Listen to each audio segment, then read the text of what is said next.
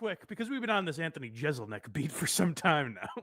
Yes, we have. Let's real quick check in on Kill Tony, who has a new regular or golden ticket winner, I guess, that I very much enjoy. Colin Sledge I've only seen literally 2 minutes of his stand up, but they were both very good. He made me laugh, and his recent set, his second time on the show, led to a response we've been waiting for a little while for somebody. From Tony Hinchcliffe. Well, we saw Louis J. Gomez and Dan Soder do it a few weeks ago. Mm-hmm. But Hinchcliffe is a guy I'm surprised hasn't responded. That seems right up his alley to do this. So Collins, it is. You could also tell, because this has nothing to do with Anthony Jeselnik. It seems like Tony Hinchcliffe was waiting for an in and never got one, and was just like, "All right, today's the day. I go at Jeselnik." but here's Colin Sledge's newest minute. I like this guy. Maybe follow him on Instagram if you agree. Thank you. I got fired from Chick-fil-A. Apparently ladies didn't like the way I was saying my pleasure. That was, by the way, kind of a ballsy move. That's a reference to the guy that went before him that worked at Chick-fil-A and said something about like getting exhausted having to say my pleasure. So that's like he, in his minute, just off the top of the dome, did something which is kind of ballsy because it could eat up time and not work. And did not work for our good pal Austin Ingalls. No, it didn't. Austin came. What did Austin do? He's like, "Hey, give it up for that fucking asshole! What a piece of shit, huh?" He's like, everyone was like, "What?" I have never in my life seen him do well. Everyone was like, "Okay, who are you?" You better crush right now.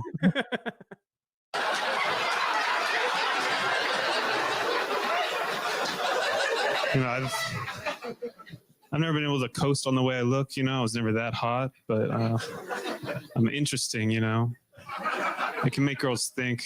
I make girls think stuff like, "Hey, is that guy following me?"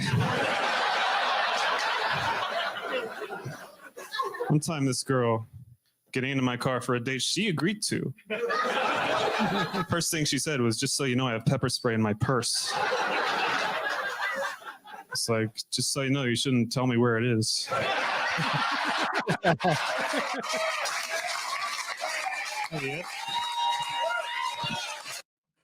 So I thought he was very good. I like Colin Sledge. I hope he progresses.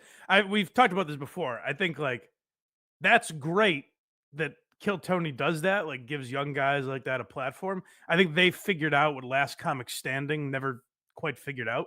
Yeah. You know what I mean? Like, you didn't have to be like, "Dat fan is funnier than Ralphie May." It didn't have to be that way because comedy's not like that. It's subjective. So Tony figured out a way to do it where it's more natural for stand-up. Yeah. I just hope this isn't a guy now who comes on once a month or whatever, and Tony's like, "He's a murderer. He's the greatest comic who ever lived. He crushes."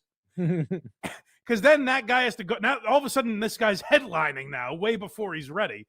Like, right. I think that's where it can ruin people's careers, And he'll have to have like 116,000 jokes. Right, with his style, yeah. That's the thing is, like, I think it already started to, like, ruin, like, where Cam Patterson is young and funny, but, like, I don't think he has a ton of material yet. And he, like, headlines. Like, I saw him Cam Patterson go for a laugh once just saying he flew Spirit.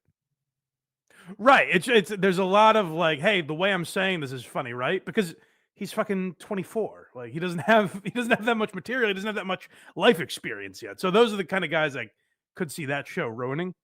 But the point of us playing that clip was to get to really not a segue at all. You can tell Tony was just like, "All right, this guy kind of reminds me of Jeselnik, so here's the excuse to come back at this guy." Fantastic. Thank you. I love your delivery. It's very, very dry. It's unlike anything that we've had as far as regulars and golden ticket winners go. It is incredible. It's almost Jeselnik-esque, but you make fun of yourself and you do more than one punchline every 3.5 minutes. So it's a total different vibe. It's absolutely incredible. Thank you. You acknowledge that you're human and and you make fun of yourself sometimes and real things, not just made up characters. You could tell that insult was just locked and loaded from Tony. Because Yeah. what Tony doesn't realize is he's calling him a rapist. If those are real, then this man should be thrown in jail. If those were real jokes. Uh, Was that the end of that? that was the end of that. Yeah, so little digs. They're coming back at Jeselnik, which is funny that it took this long because Jeselnik was doing like a month-long tour. He predicated his entire special promotion around Joe Rogan and Tony Hinchcliffe suck, and I refused to ever talk to them about it. That's the really weird thing. Is like those guys would have Jeselnik on their show to I don't know if Tony would. I think Rogan would. Like they would have them on their show, and like. I saw maybe it came up in my algorithm because I was watching this, but I saw the clip of Jeselnik bashing Shane. Yeah. I see it every once in a while, and every time I forget how bad it was. Yeah.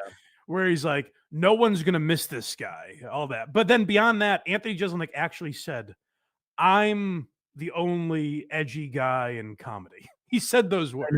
I know. That's like a crazy ego to have. Insane. An insane thought to have.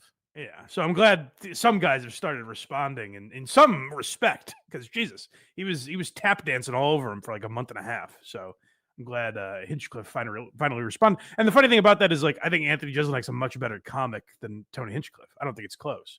Right.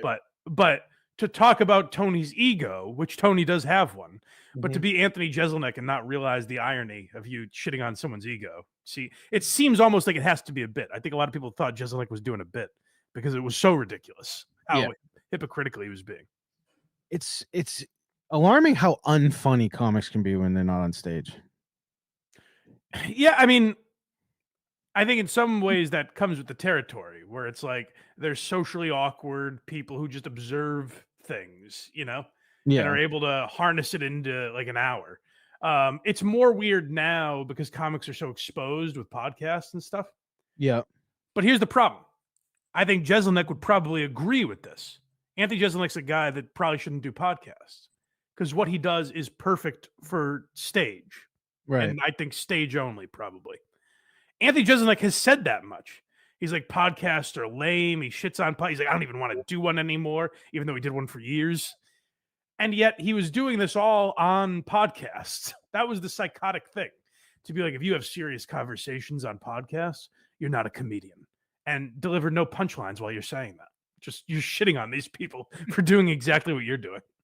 Go to blindmike.net for everything Blind Mike. Look at me. I did it. Kragers did it.